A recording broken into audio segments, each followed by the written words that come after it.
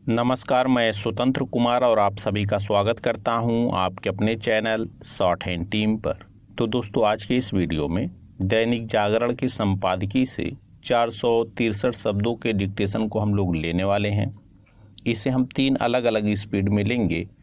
पहली बार में 70 की स्पीड में, दूसरी बार में 80 की स्पीड में, तो तीसरी और आखिरी बार में इसी डिक्टेशन को हम लोग 90 की स्पीड में लेने वाले हैं। अगर आपको इस डिक्टेशन की पीडीएफ की ज़रूरत है तो आप हमारे टेलीग्राम ग्रुप को ज्वाइन कर सकते हैं। लिंक इसी वीडियो के ठीक नीचे डिस्क्रिप्शन बॉक्स में आपको मिल जाएगा। तो 70 की स्पीड में आपका डिक्टेशन स्टार्ट होगा 5 सेकंड के बाद। तब तक के लिए आप रेडी रहें।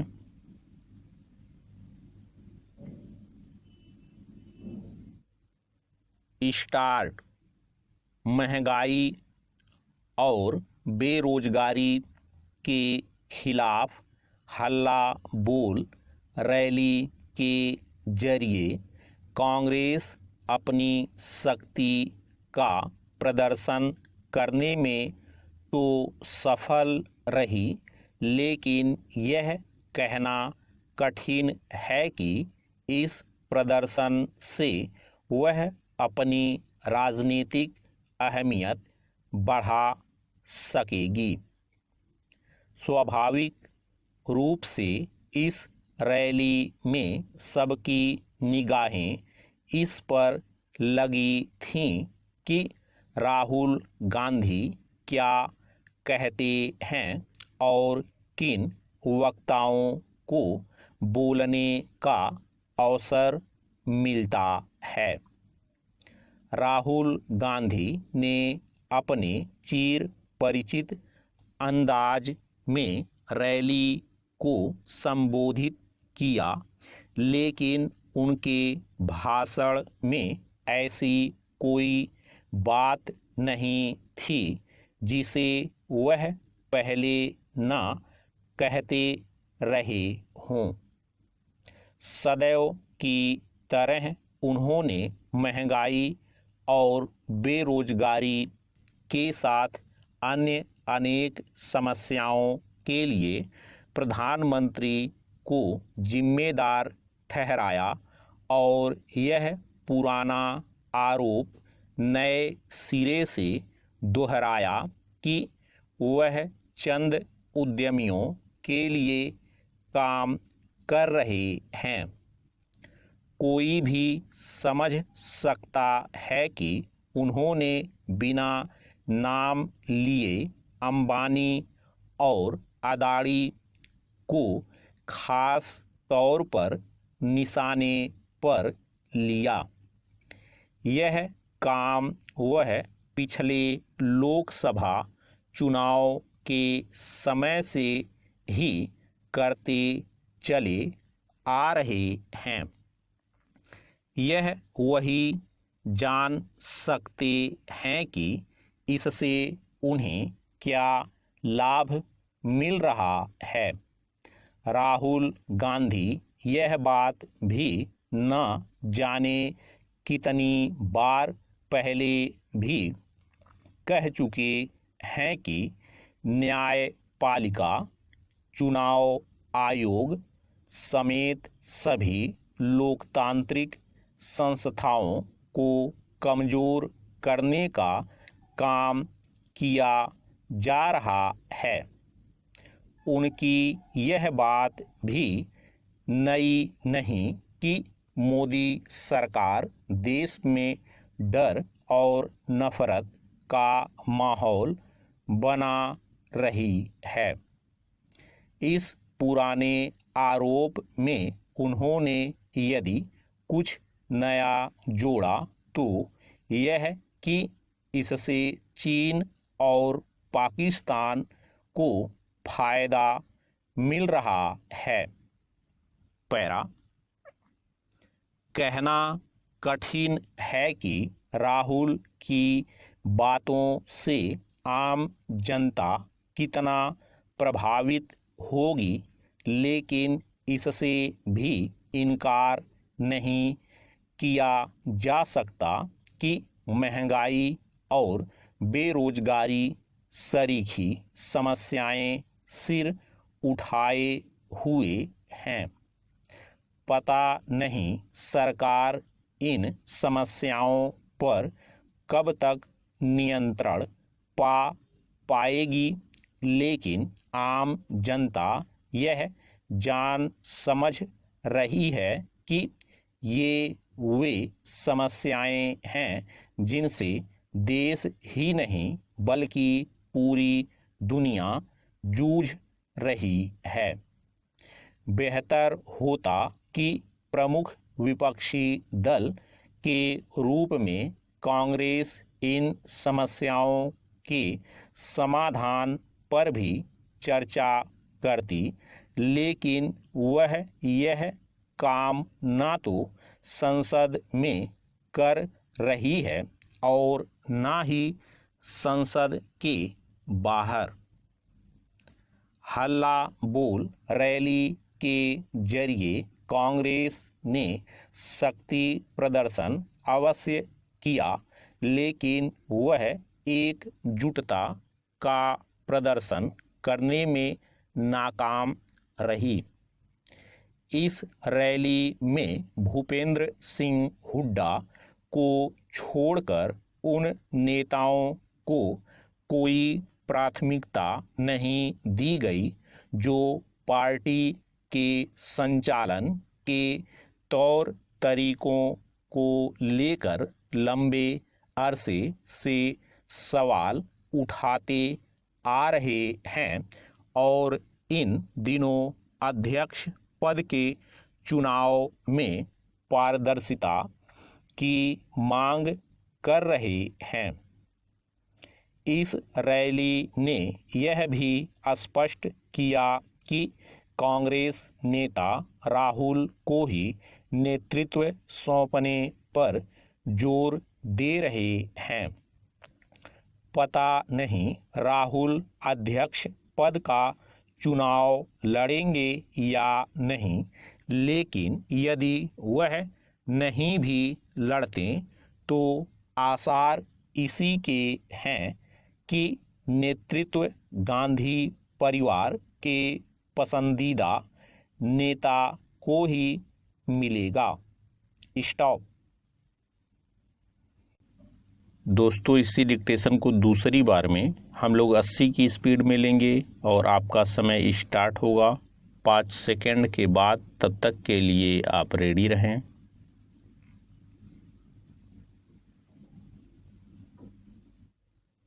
स्टार्ट।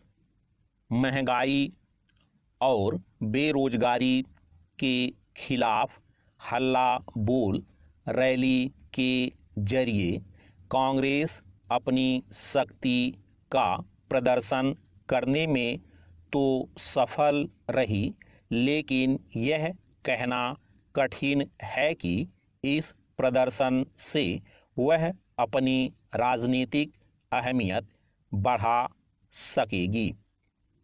स्वाभाविक रूप से इस रैली में सबकी निगाहें इस पर लगी थीं कि राहुल गांधी क्या कहते हैं और किन वक्ताओं को बोलने का अवसर मिलता है।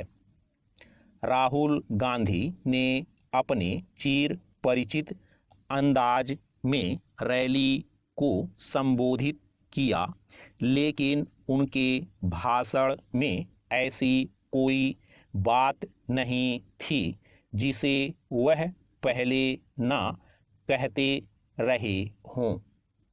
सदैव की तरह उन्होंने महंगाई और बेरोजगारी के साथ अन्य अनेक समस्याओं के लिए प्रधानमंत्री को जिम्मेदार ठहराया और यह पुराना आरोप नए सिरे से दोहराया कि वह चंद उद्यमियों के लिए काम कर रहे हैं।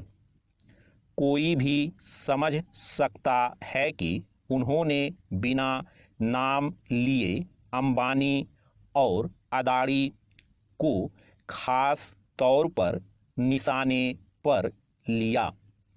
यह काम वह पिछले लोकसभा चुनाव के समय से ही करते चले आ रहे हैं। यह वही जान सकते हैं कि इससे उन्हें क्या लाभ मिल रहा है। राहुल गांधी यह बात भी न जाने कितनी बार पहले भी कह चुके हैं कि न्यायपालिका, चुनाव आयोग समेत सभी लोकतांत्रिक संस्थाओं को कमजोर करने का काम किया जा रहा है। उनकी यह बात भी नई नहीं कि मोदी सरकार देश में डर और नफरत का माहौल बना रही है। इस पुराने आरोप में उन्होंने यदि कुछ नया जोड़ा तो यह कि इससे चीन और पाकिस्तान को फायदा मिल रहा है।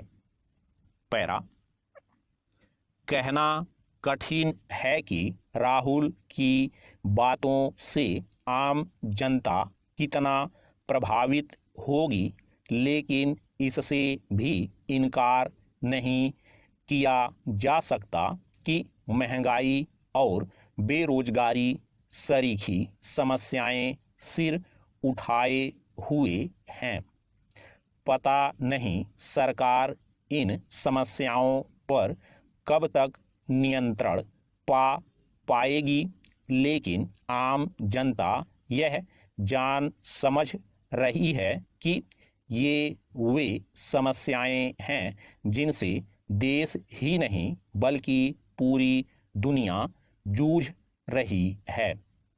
बेहतर होता कि प्रमुख विपक्षी दल के रूप में कांग्रेस इन समस्याओं के समाधान पर भी चर्चा करती, लेकिन वह यह काम ना तो संसद में कर रही है और ना ही संसद के बाहर।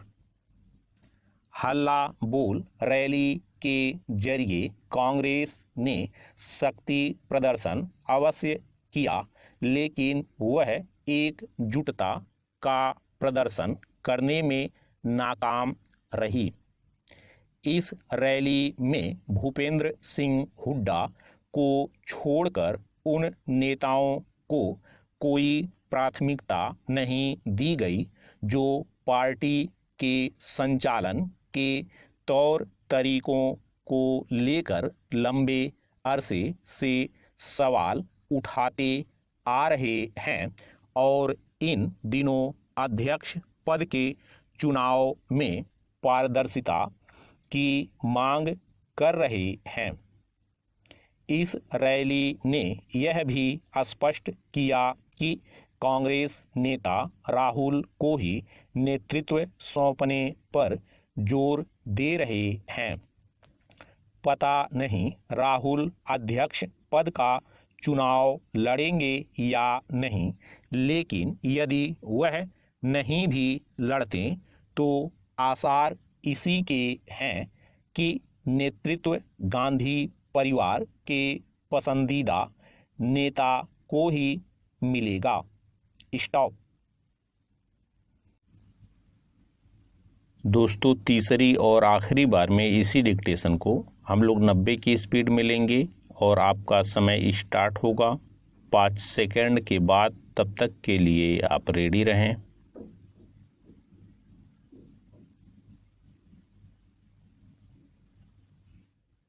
स्टार्ट।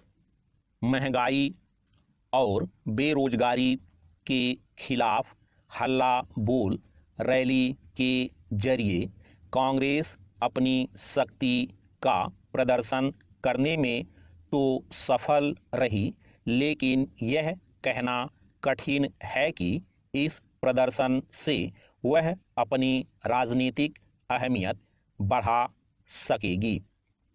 स्वाभाविक रूप से इस रैली में सबकी निगाहें इस पर लगी थीं कि राहुल गांधी क्या कहते हैं और किन वक्ताओं को बोलने का अवसर मिलता है।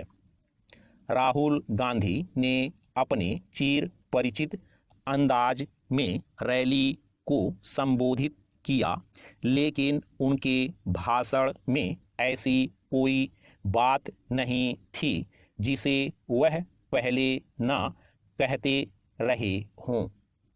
सदैव की तरह उन्होंने महंगाई और बेरोजगारी के साथ अन्य अनेक समस्याओं के लिए प्रधानमंत्री को जिम्मेदार ठहराया और यह पुराना आरोप नए सिरे से दोहराया कि वह चंद उद्यमियों के लिए काम कर रहे हैं।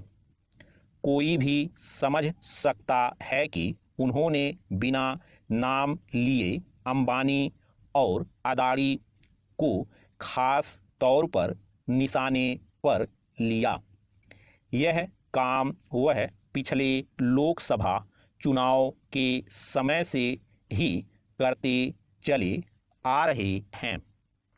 यह वही जान सकते हैं कि इससे उन्हें क्या लाभ मिल रहा है।